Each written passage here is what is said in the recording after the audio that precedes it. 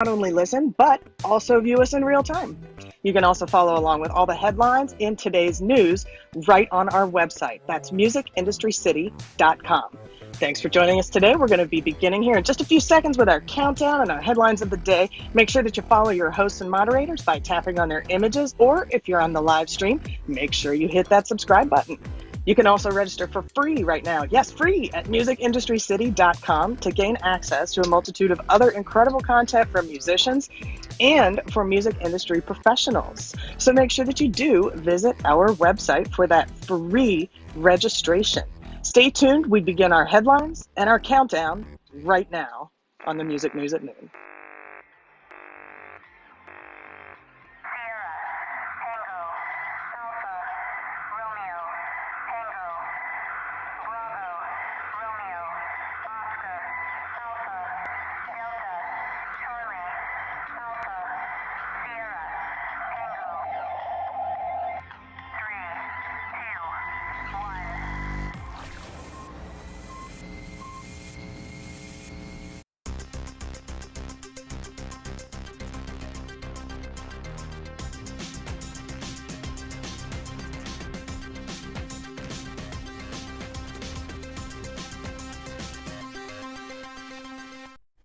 From New York, it's the Music News at Noon on the Music Industry City Broadcast Network. I'm Peter Schwing, and please join me in welcoming my co-host Eli Window and UK correspondent Angela Randall. Hello, Peter. Hello, Angela. And hello, everyone. It's great to see you. Hello from the sunny shores of the United Kingdom. Right on. And in today's news, sad day again. ZZ Top bassist Dusty Hill has passed away. VNUE to acquire StageIt. UK allows US to enter the country. Facebook video viewing habits. Clubhouse competitor Greenroom has a ways to go. And as always, our daily Spotify update. These stories are coming up, but first, let's take a look at this day in music history with Eli Window. Eli. Thanks, Peter. This day in music history. First, let's take a look at this day in 1974 when we lost Mamas and Papas singer Cass Elliot, who died in her sleep from a heart attack after playing a sold-out show in London, England. On this date in 2004, we lost keyboard player Hubie Hurd, who died of heart problems, member of Billy Preston's The God Squad, and he worked with Teddy Pendergrass, Ray Charles, and Little Bootsy Collins. On this day, 2010, we lost American trumpet player and session musician Roy Caton, who died aged 73. And on this date, 2016, we lost Marianne Elin, the subject of Leonard Cohen's song So Long Marianne, who died aged 81. Before her death, Leonard Cohen had sent her a letter that read, in part, quote, "Know that I am so close behind you that if you stretch out your hand, I think you can reach mine," end quote, in memory. Moving on, birthdays today. Born July 29th, 1946, Neil Doherty, keyboards from the American rock band REO Speedwagon. And born on this date, 1953, Geddy Lee, bass and vocal for Rush, what a legend. Born this date, 1972, Simon Jones, who was bassist from English rock band The Verve. And born this date, 1973, Wayne Morris from American R&B vocal group Boyz II Men. They had the 1992 #1 single, End of the Road, which set a new record for longevity, staying at #1 on the Billboard Hot 100 for 13 weeks, breaking the decades-old record held by Elvis Presley. And born this date, 1977, American musician, songwriter, and producer, Danger Mouse. This is Brian Joseph Burton. He performed with Gnarls Barkley with CeeLo Green. Moving on to this day in music history. On July 29th, 1966, Eric Clapton, Jack Bruce, and Ginger Baker made their live debut as Cream at the Twisted Wheel, Manchester, England. The group's third album, Wheels of Fire, was the world's first platinum-selling double album. July 29th, 2007, heart problems forced Kiss singer and guitarist Paul Stanley to abandon a show in California.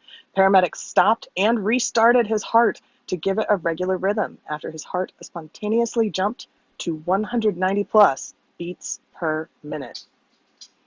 And on this date, 2019, Old Town Road, the viral rap song by Lil Nas X, became the longest-running #1 in U.S. chart history after it topped the Billboard Hot 100 for 17 weeks, overtaking Luis Fonsi's Despacito and Mariah Carey's One Sweet Day, which both spent 16 weeks at #1. The rapper, a college dropout from Atlanta, recorded the song in 2018 using a backing track he bought online for $30. What a crazy day in music history, the $30 backing track. And over to you, Peter. That's it for this day in music history. Right on. Thanks for that. Yeah, we're going to be talking a little bit more about that because there is an interesting reference that in one of the articles later about from the platform that he bought that $30 track from. So with that being said, we're going to set the stage for a roundtable conversation. We bring you summaries and commentary on the latest headlines. If you'd like to offer your thoughts on one of today's topics, request to join the stage during the roundtable segment. I'd also like to thank everyone who is viewing the show on our video live stream and joining in the members-only newsroom live discussion thread on musicindustrycity.com. If you want to check out the live stream, you can go right to musicindustrycity.com, and it'll be there. When we're live on the website, you'll see it, and you can just press the button, the play button, and you can tune in live to see what this actually looks like behind the scenes. To stay up to date with this and other programming, make sure to sign up for free at musicindustrycity.com to obtain access to exclusive content. And now let's get to it.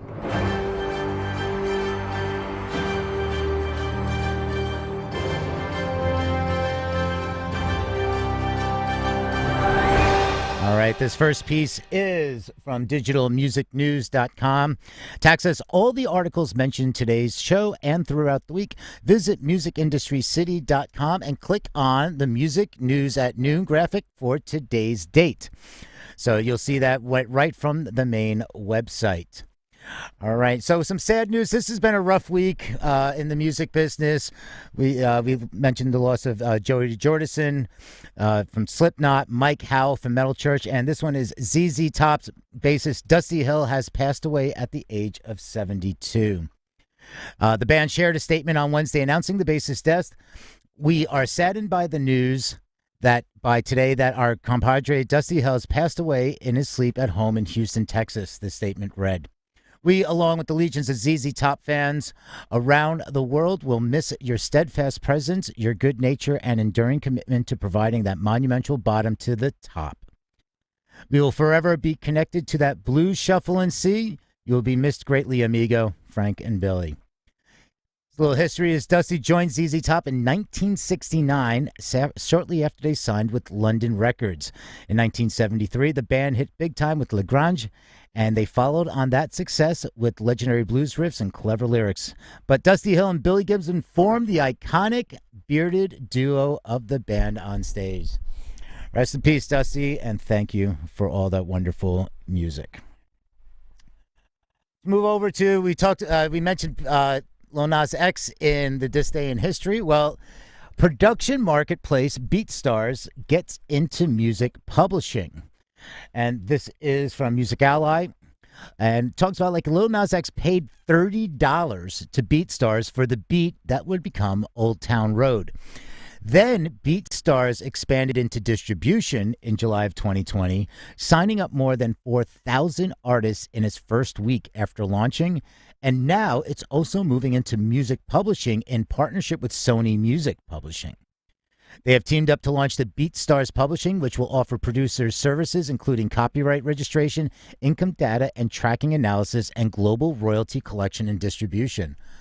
I mean, think about if they had this in place, and like they could have had like Lil Nas X, like, hey, by the way, since you're purchasing this, this beat for $30, would you like us to help you handle the publishing and everything like that to make it this one-stop shop in essence and be able to like track the royalties? I mean, think about, and that's probably where they came up with this idea. It was like, hey, wait, there's a way to make some more money on this. Let's add this feature in. And I think it's kind of cool. I mean, if you'd be able to, or it could even like tie in and say, if somebody's offering a beat, and this kind of goes to that Creative Commons area where it says, hey, you can use this beat for free. Great. Or you can use this beat and I get 5% or 2% or whatever percentage of publishing. If BeatStars is able to offer that and already had like that split letter built in place, that might be a really interesting way that for beat makers and other, if you're creating stems, to just put things up and say, hey, listen, you can use this all you want and I just get a piece of the pie. And if they're handling the royalty collection, that minimizes the friction of the money flow. All right. They also talk about, just to go on, it's like there's the promise that it will work on Sony's recorded music division to offer exclusive placement opportunities to its members, helping to place original songs and beats in tracks recorded by Sony music artists. And it says they will offer the publishing clients 80-20 royalty splits with 1-year terms. So, I mean, that's cool. I mean, they have a reversion clause built in. They say like 1-year term. So, that's pretty interesting. I kind of think it's something neat, and I'm all for this new technology. And we're looking at different ways to help content creators of all sorts and sizes be able to make some extra cash. And I'm not going to lie, Peter. I actually thought that was already in place. So I'm glad that we saw this article today, because I really thought that was already something that had been going on. But it's good to hear that they're launching it and giving artists and people who use that platform a way forward. So yeah, good job. Yeah. All right, and this one, VNUE. We're going to move over to Variety. And this one just came across the wire this morning. VNUE to acquire live stream company StageIt. And with that being said, I also want to make a big announcement here for everybody that's been tuning into the Music News at Noon. Right now, this is, since we started, this is the 1,000th article that we've covered. Yay! Woohoo! Amazing. We have covered 1,000 articles, and just yesterday or 2 days ago, we announced that we covered 100 Spotify articles. So that's our big applause to Eli, Angela, and thanks for everybody tuning in. 1,000. Wow, that's a lot of talking. So let's move on with that. And again, if you want to see these articles, you can go to musicindustrycity.com and click on the graphic that says Music News with today's date.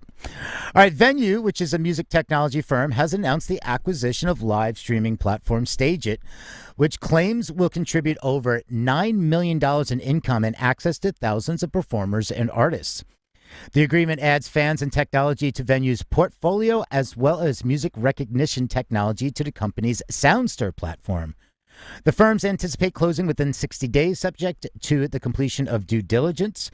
And according to the release, StageIt, which was founded in 2010 by Evan Lowenstein, hosted 6,280 events in 2020 and paid out more than $7 million to artists. Over 58,000 artists and over 900,000 users from 135 countries utilized the platform. In 2020, the company established a VNUE program with partnerships including the Bluebird Cafe in Franklin, Tennessee, DBA in New Orleans, and the Great American Music Hall in San Francisco, among others. StageIt has also been used by musicians such as Joan Jett, David Archuleta, Ramsey Lewis, Celtic Thunder, and Rhett Miller. And according to the release, StageIt complements VNUE's Set FM, instant live, mobile, and web platform, and the firm will introduce a feature that will allow fans to not only watch a live stream, but also purchase the audio of the performance immediately afterwards. VNUE, as the name suggests, has been creating a platform for artists, labels, rights holders, and venue operators that enhances revenue and helps resolve complex rights compliance. The addition of StageIt will enable the first full monetization suite for venues, festivals, and events that will make it simple for our clients and operators to generate more revenue and embrace the hybrid future that live streaming provides, the statement said. Good for Evan. I remember when he launched StageIt, and it was a challenge because live streaming wasn't really a word back then. I mean, you talked about it. We still don't know if you're supposed to, is it one word? Is it two words? Is it hyphenated? But there was an article when we went into the pandemic, when everything shut down, and I believe it was around April or May of last year. And it was just like all these new companies were popping up, we're the new live streaming platform. And there was an article just like, hey, this guy that's been just kind of hanging out doing nothing for the last 10 years, not that I say he was doing nothing, but he kind of wasn't really pushing it. It was just kind of sitting there doing its thing. All of a sudden, it just became the platform to go to. Like it just took off like a rocket at that point.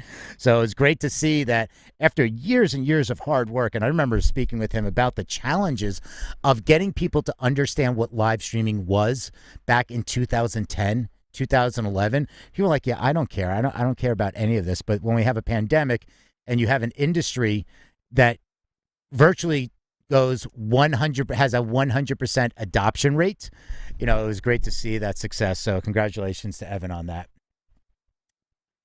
All right. And with that, let's check in with Eli. All right. Thanks for checking in with me, Peter. We want to remind all of you to check in with your friends and invite them to join the show as well. Your friends can join in our discussion just like you can by requesting to come to the stage or by chiming in the chat if you're watching us on the video live stream. And hello to all of our live stream viewers. If you're listening and you'd like to watch on the live stream, go to our website to tune in and access all of our other content and articles, including our daily brief podcast. This is where we keep you up to date on items that might not be covered here in Music News at Noon, like new releases or tours, musical chairs, sometimes tech news. And this is my favorite part about the Daily Brief podcast. This is all in less than 3 minutes, so check in and get plugged in and charged up. While you're there, make sure to register for free and follow along with today's headlines. Again, our website is musicindustrycity.com. Thank you so much again for tuning in to us here at Music News at Noon each and every Monday through Thursday. This is at 12 Eastern. And with that, we want to take a look at our next headline. Let's move on. We see that live industry welcomes a relaxation of COVID travel rules in the UK. With more on this headline, we go to our UK correspondent, Angela Randall. Angela? Thanks, Eli. The live industry has welcomed news that the UK government is easing current COVID requirements for visitors entering England from abroad, lowering the need for quarantine on arrival. Even as venues reopen and full capacity events begin, as COVID limits are lifted, persistent restrictions on international travel continue to be a barrier for artists planning multi-territory touring activity, as well as festivals and venues trying to book international talent. Currently, the regulations for entering England from countries on the government's amber list differ from those who have been completely vaccinated in the UK and those who have been fully vaccinated abroad. While the former only need COVID tests before and after travel, the latter must quarantine for 10 days and take another test 8 days after arrival. Those traveling to England from the US or amber list countries in Europe and who have received vaccines approved by the European Medicines Agency or the US Food and Drug Administration will no longer be required to quarantine upon arrival as of next week. Greg Parmley of the Live Industry Trade Organization, Live, said, quote, "We are extremely pleased to see that the government has taken the decision to allow people into the UK without the need to quarantine if they have been fully vaccinated in Europe or the USA. This will allow international artists to perform at our world-leading festivals and venues all over the coming months," he added, "and will provide a vital boost to our iconic live music industry as we come out of lockdown." End quote. Of course, we'll keep you up to date on this if anything does change or if any restrictions or further information is added. I should note that the recent replacement of Queens of the Stone Age on the Reading and Leeds Festival headlining slot on the Sunday, I believe it is, has been replaced by Scottish artists Biffy Clyro. And they did cite some restrictions being of concern for why they wouldn't be able to keep their headlining slot. Seeing this news come out today is a bit unsettling because I'm wondering what restrictions they're referring to and whether or not they will have to comply. Other acts or artists will have to comply with similar ones, which may mean further dropouts. But this would seem to suggest that the restrictions are lowering, in fact. So we'll do a bit of research on that and potentially get back next week with some clarifications for you. And with that, back to you guys.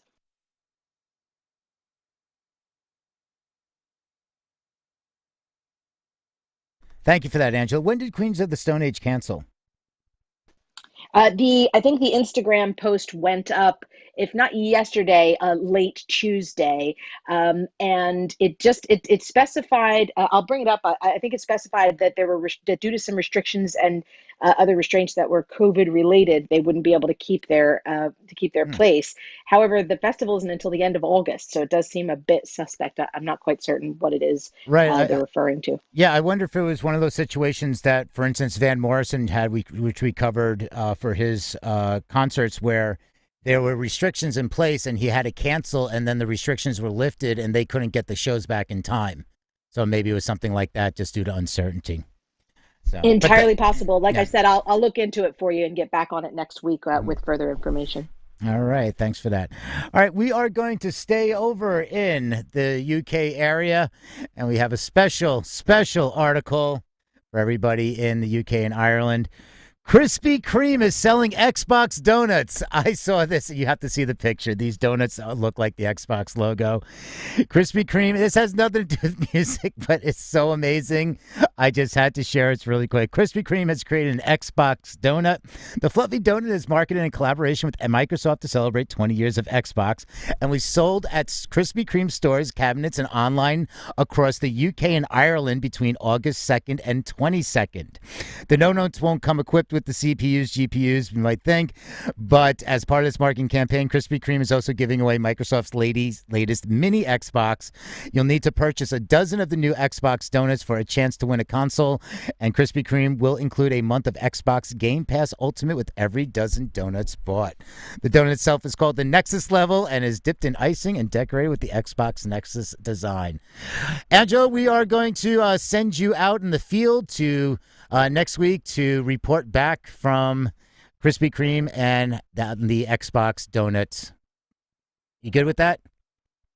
I'm already on it, my friend. August 2nd, I will be in the queue. Watch this space. Watch this space. We'll have to live stream from there. All right. So we're going to go into the tech side of things. Let's talk about Discord.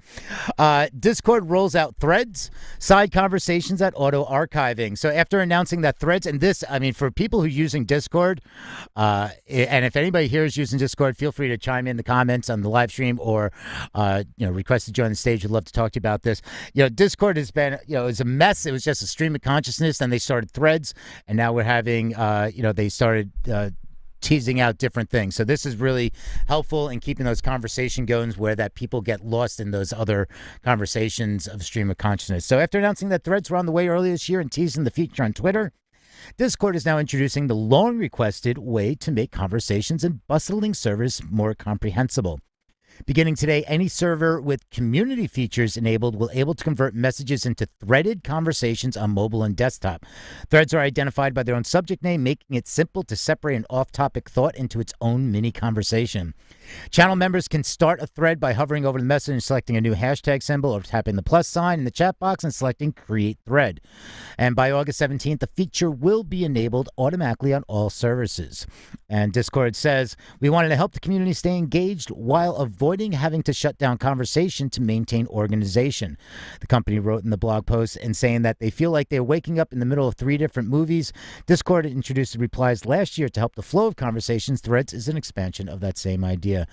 And for a lot of Discord users rejoiced at this, and we've been trying to figure out why this, the whole, they didn't do this in the first place. I mean, Slack had it, and not this. Actually, this even beats out what Slack has, so this is really interesting. All right, let's go over to Music Ally, and this is Facebook. Nearly half the time spent on Facebook is now video related. And Facebook, along with every other company, posted their financial results this week for the previous quarter with a key point on video usage. Zuckerberg says, quote, video now accounts for almost half of all time spent on Facebook, and Reels is already the largest contributor to engagement growth on Instagram. He later added that on-demand video like in Facebook Watch is also growing quickly and is now growing faster than in other types of video content in Newsfeed. And as for the financials, Facebook's revenue grew by 56% year on year to $29.08 billion in the second quarter of 2021, helping the company to a net profit of $10.39 billion. It has 1.91 billion daily active users, 2.9 billion monthly active users, and its wider family of products, including Instagram, WhatsApp, and Facebook Messenger, are now used by 3.51 billion people a month. That's a lot. And with that being said, let's go to our favorite time of the show. Big green dot, it's the spot. That's right. The big green dot, it does hit the spot. It is time for our Spotify spot, where we look at digital streaming technology and updates from the streaming service. But before we do that, we want to check in with your weather report. Rain in the forecast for many of our listeners. Don't forget, let your smile be your umbrella. And now over to my co-host, Peter Twing, for the Spotify spot. Under my umbrella, Ella, A. All right. I'll never do that again, I promise. We have a double dose of the Spotify spot for you because this one actually talks a little bit about Clubhouse and Greenroom, which is owned by Spotify. From TechCrunch, Spotify's clone of Clubhouse tops 140,000 installs on iOS and 100,000 on Android. Greenroom has a hard road ahead if it wants to compete with the major social audio platforms such as Clubhouse, Airtime, Spoon, and others, not to mention those from leading social networks such as Twitter and Facebook. What's really, before I get into this, my thought is, I knew there's like 30 something or almost 40 apps out there that are these Clubhouse style audio drop-in apps with over 100 that are being rolled out. There's names in here that are mind-boggling. Like, I had no idea these even existed. So Airtime, Spoon, and we're going to talk about some of these because it's going to surprise you with these numbers. So according to the data from App Analytics Sensor Tower, the new Greenroom app has only been downloaded 141,000 times on iOS. These includes downloads from its previous form, Locker Room, which was the app that Spotify in order to enter the live audio market. On Android, Google Play data shows that the app has been installed over 100,000 times. However, Sensor Tower is unable to validate this statistic at this time. And just remember that, downloads doesn't equal to users or subscriptions. So people, you might have downloaded it, just never signed up. Clubhouse, on the other hand, has now 30.2 million total installs and 18.7 million of which are on iOS.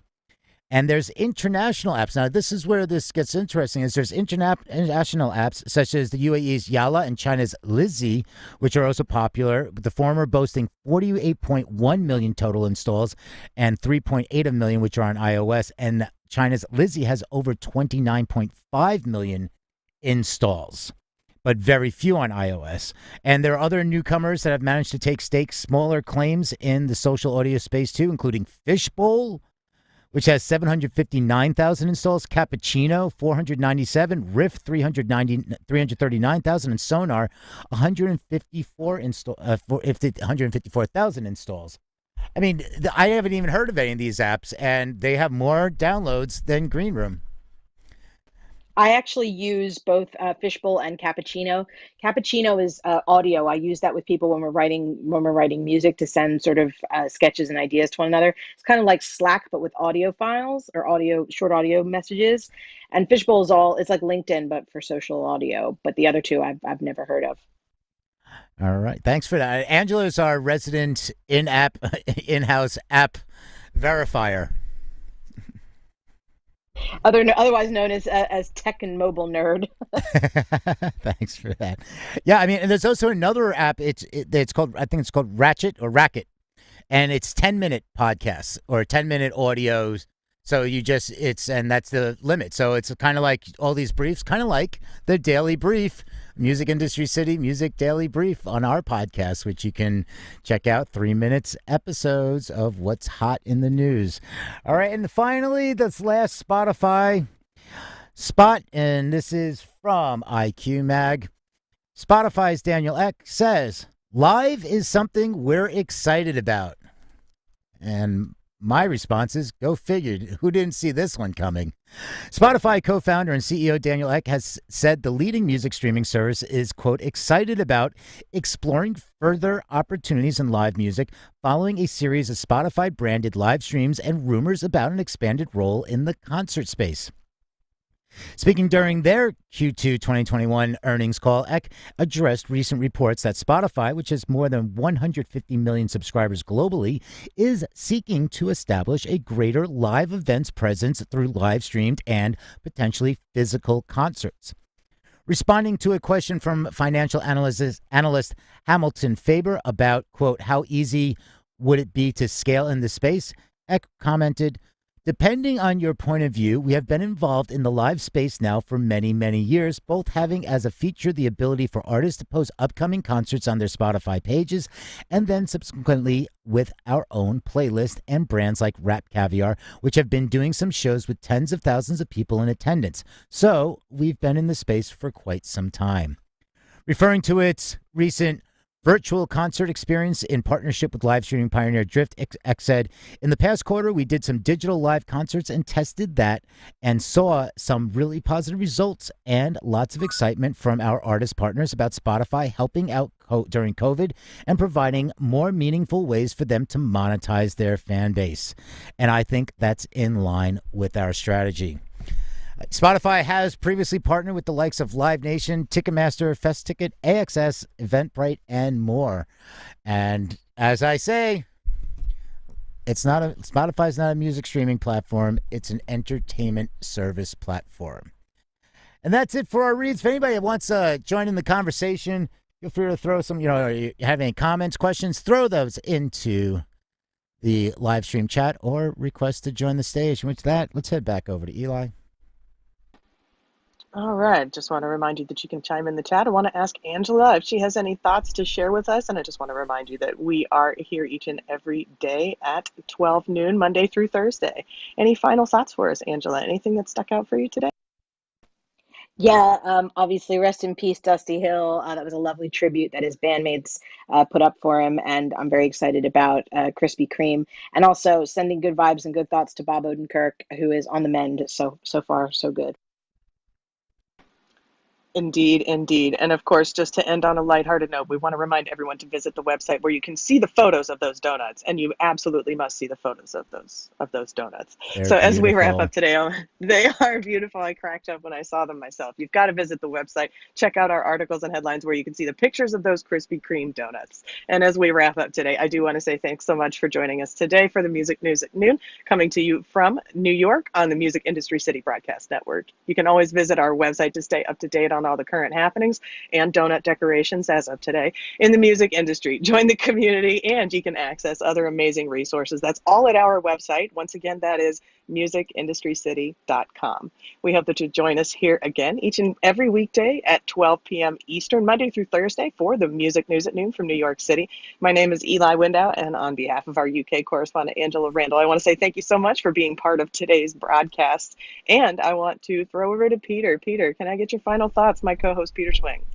All right, thank you for that. I do have final thoughts. I wasn't sure if I was going to bring up this article, but I am going to. We have a couple minutes, so just you get a bonus article because it's our. We've gone through our 1,000th article today, so why don't we have a little bonus? And I added this in, and because this goes with that question that people bring up, it's like pay for followers, for social followers, and how you can get banned on some platforms and how it's not good, but understand the analytics.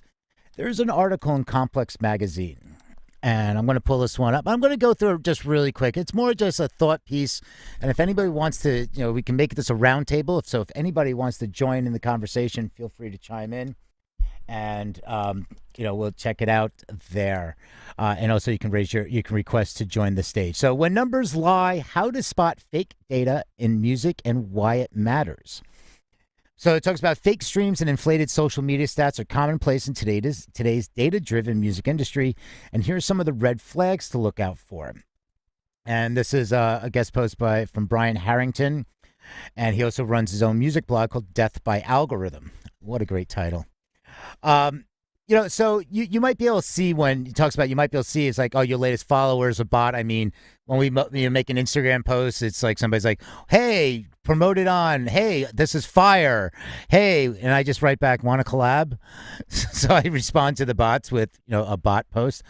But here's the thing. It's like Rolling Stone sources estimate that approximately 3 to 4% of all global streams are illegitimate, which would account for $300 million in lost revenue every year. And while most digital streaming platforms have some sort of fraud detection, there isn't enough incentive to eliminate the problem entirely. He goes on to say, there is an economic rationality to allowing a certain amount of fraud to exist in any kind of ecosystem because the cost of verifying every transaction would be so prohibitive. And this is what they go in. So it talks even different about that, saying hey, if there's a small percentage, fine. a little wiggle room. Landing a high stream count or massive social media following can be very lucrative. For jump-starting an artist's career, it can lead directly to label attention, playlist inclusion, press coverage, sync placements, and more. But for the fans, media, and others on the outskirts of the music industry, it can be challenging to decipher if and how these numbers translate to actual offline interests. All right, so this is coming from John O'Connor, a booking agent for Songbird Music House in D.C., and he goes on to say, quote, "We see artists doing huge numbers on social media, hanging with the Kardashians and whatnot. Then they go on tour and struggle to fill a 200-capacity room in major markets." He says, "I'd rather book an act that sold a room out on $10 tickets versus a new act with 2 million followers." Many of the best shows O'Connor has booked have featured artists that have no major numbers behind their name yet, but knew how to rock a room and make those IRL connections. So when they start talking about, like, the truth can be difficult to spot and it's nearly impossible 100% certain about anything, here's some red flags. The top cities don't make sense, and I think we've seen this one. Services like Spotify and Rolling Stone Top 100 Songs chart show the top locations where artists and songs are being streamed. The Rolling Stone chart will show you the 3 highest streaming cities. Okay, so here's a test. By looking at the stats above, can you tell, which one of these cities? And it talks about, just saying, like, Glendive, Montana has an estimated population of just over 5,000 people, meaning it should be nowhere near the top city for any of the songs. And they put this chart in here. And yet, it's the second ranked city on somebody's account, and they have 14.7 million streams. So 14.7 million streams. Glendive, Montana, which has a population of 5,000, is the second ranked city. Nope. So these are the type of things that you kind of look at this population. So you can do a simple, Wikipedia that, go, what's the population? Or Google, what's the population in this city? Do a little division, and there you go. Talking about the Spotify ratio. So here's the Spotify ratio, monthly listeners, which is an important metric, but it's more of a passive count as it combines fans of the artist with people who listen to them unintentionally, playlists and other artists, radio station, etc.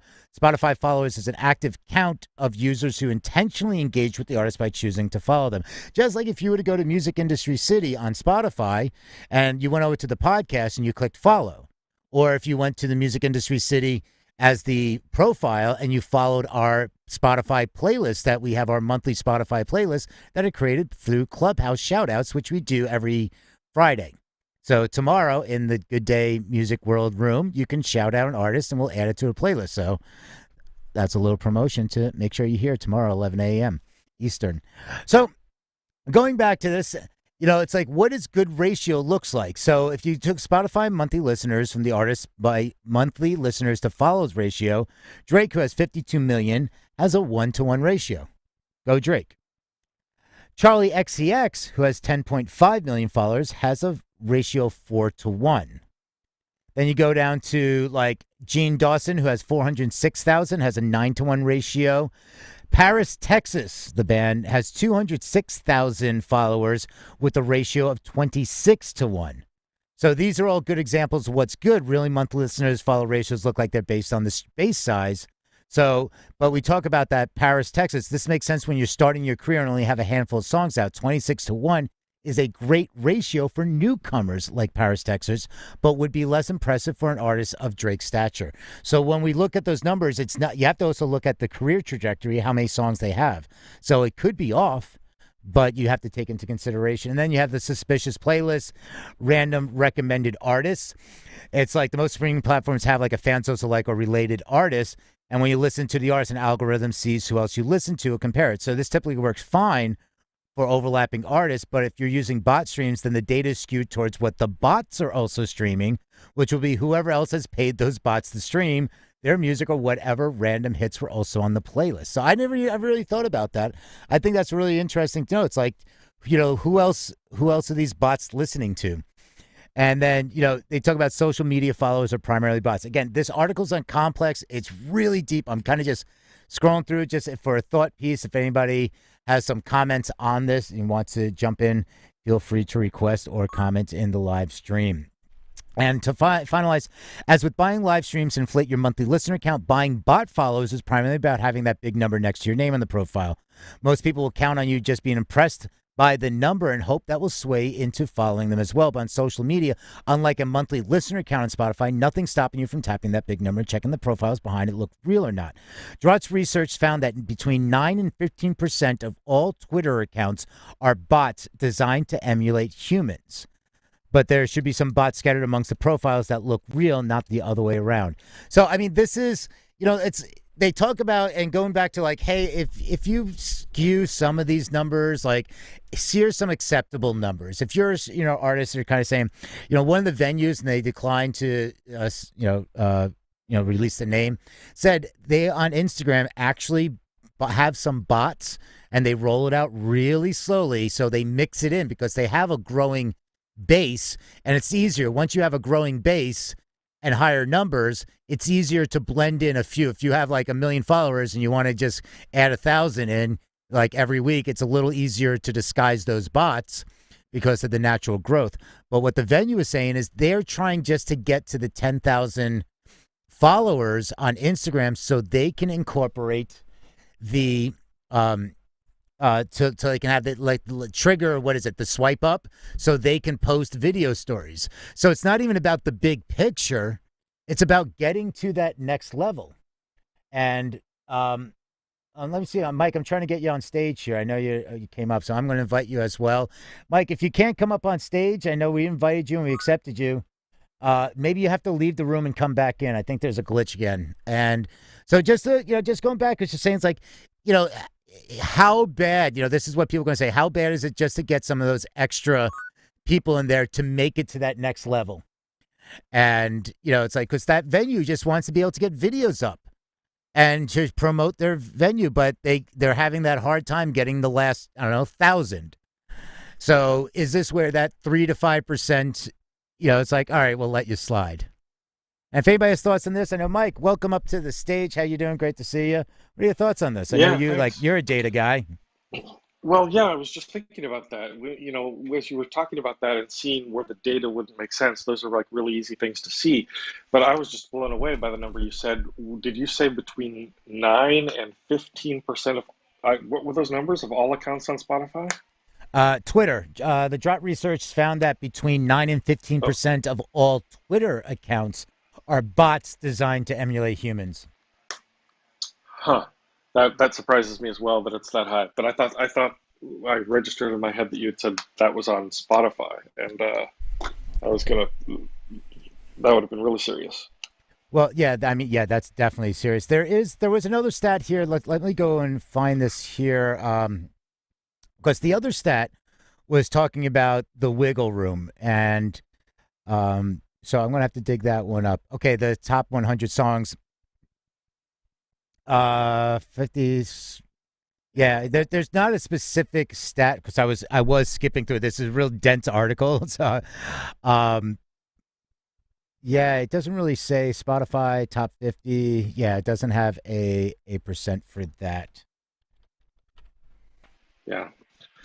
Yeah, well, anyway, it is interesting also that the numbers are being spoofed just to get to the next level of what they think is the next thing that's going to help them. Not even really, it's interesting the way it's kind of become gamified. Yeah. Going back, I did just come across Rolling Stone sources estimate that approximately 3 to 4% of all global streams are illegitimate, which would account for, which would account for $300 million in lost revenue. Yeah. Yeah. That's what it is. Yeah. But they're saying I also found it interesting. Oh, sorry, Peter. Sorry, I delayed there for a second. I was just going to say, I also found it interesting that it says that 9 to 15% on Twitter, the Twitter accounts that are bots are designed to emulate humans, which in a lot of cases, if you've been on Twitter in a while and been attacked by a bot, it only somewhat emulates humans. I think humans is the term that's loose in that statement anyway. Yeah, we'll say that in a loose statement. All right. Well, thanks for that, Mike. Any final thoughts on this? Because we're going to wrap up here then, unless anybody else has something they want to chime in about.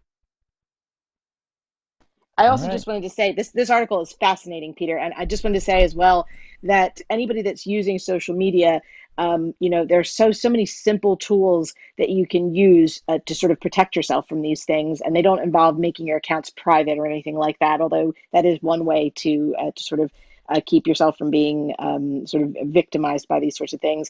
But just using this simple tool in Instagram, for example, that allows you to see who you're engaging with and who's engaging with your account. I've always found that unfollowing anyone with a blue tick that you don't actually know or engage with can help so that your posts get seen by people, and it will eliminate the bot identification as well, because they're obviously targeting those high follower blue tick people and looking for those who follow them as well. I know I've gotten targeted by a handful of fan accounts that are emulating people that I actually know who happen to have blue ticks. And you get a large sort of uptick in that, considering they're trying to use that engagement that you have with that person with a high follower account to sort of glom onto that. So yeah, it's one of those hidden fake hype type things that Complex is talking about. And this article is fascinating for anybody who's interested in this. Yeah, it's great. Yeah, and you can check it out all on musicindustrycity.com. We post all the articles that we're going to cover in that day's news. We post those up every morning, probably around 10 a.m. Eastern is when they go up. And you'll see the big graphic at the top, and it just says Music News at Noon, and it'll have the date for the day. And you can check out those articles. You can click on it. You can also follow the live stream right there. So if you click on it, and when there is the broadcast, when you see the image, that means we're live. So you can follow along and listen to us there, or you can just put the video on and then listen to us through Clubhouse. So with that being said, good night, everybody. Good day, good morning, wherever you are in the world. Thanks, Angela. Thanks, Eli. And thank you all for joining us. And make sure to check out musicindustrycity.com. Is today Thursday? It is Thursday. All right, no news tomorrow, but we do have the Good Day morning show, which you can shout out an artist. So make sure that's at 11 a.m. You shout an artist, and we put that to our playlist. And you can see that all again on our website. Have a great day, everybody. See you Monday. Cheers. Cheerio. Thanks, Peter. Thanks, Angela. And thanks, everyone. I hope you have a great day and a great weekend. We'll see you Monday for the Music News at Noon and tomorrow for the Good Day Music Room.